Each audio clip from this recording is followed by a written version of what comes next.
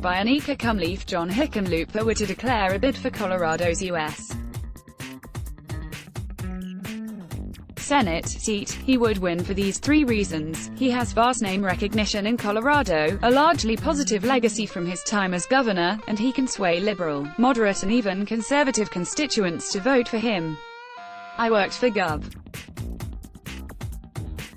Hickenlooper for a period of about 14 months as a legislative aide for his office, then as a political coordinator for his 2014 gubernatorial campaign.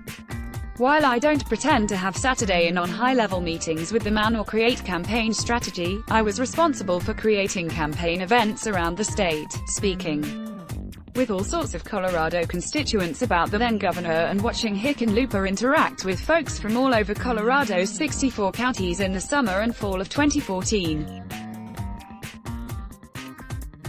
That November, Democrats lost 9 seats in the Senate and not only failed to pick up the 19 seats needed to flip the House but furthered the Democratic minority by losing an additional 11 seats, widening the voting gap to 59 representatives.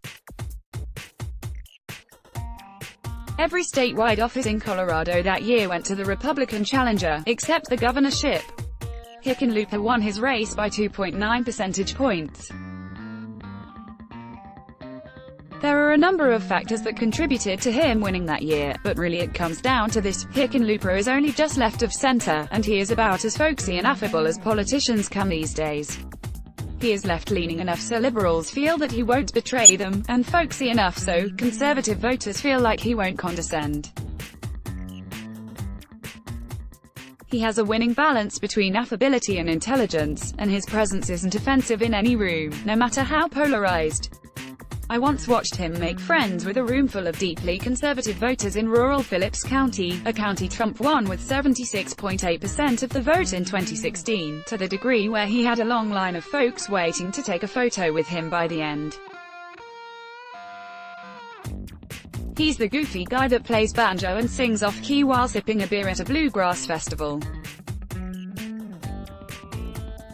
To Colorado voters, he doesn't make himself seem better than they are, but rather like he could be their neighbor. As a presidential candidate, the act was a flop. He was not the candidate who could bear the weight of America's many burdens and help us forward out of our deepening national wounds and crises. Rather, he is friendly, he finds common ground, and he is someone who can have a whole room of opponents eager to shake his hand by the end of a meeting, skills becoming of any U.S.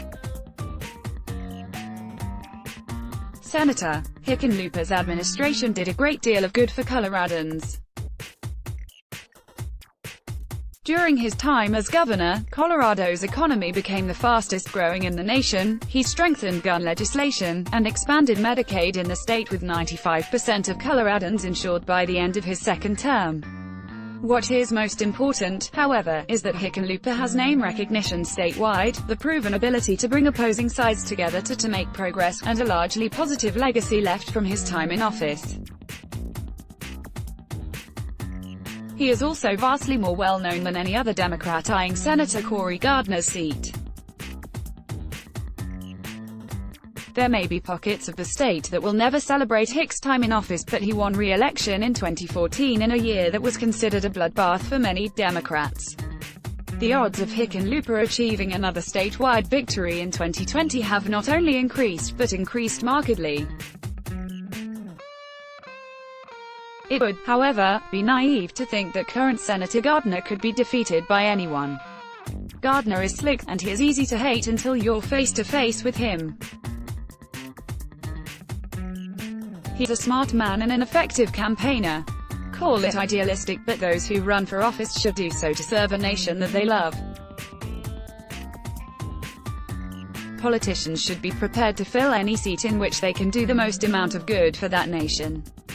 There are 34 U.S. Senate seats up in 2020, and Colorado's is considered a toss-up by many pundits. Winning back the majority in the Senate is almost as imperative as flipping the White House. Hickenlooper knows Colorado, and Colorado knows him. The presidency is not where John Hickenlooper was being called to serve. Serve your state and your nation, Governor. Run for Senate. Anneka Kumli is a Boulder native who lives in New York City. The Daily Camera welcomes letters to the editor and guest opinions from readers. Read our guidelines, and send submissions to openforum@dailycamera.com. Let's block ads. Why?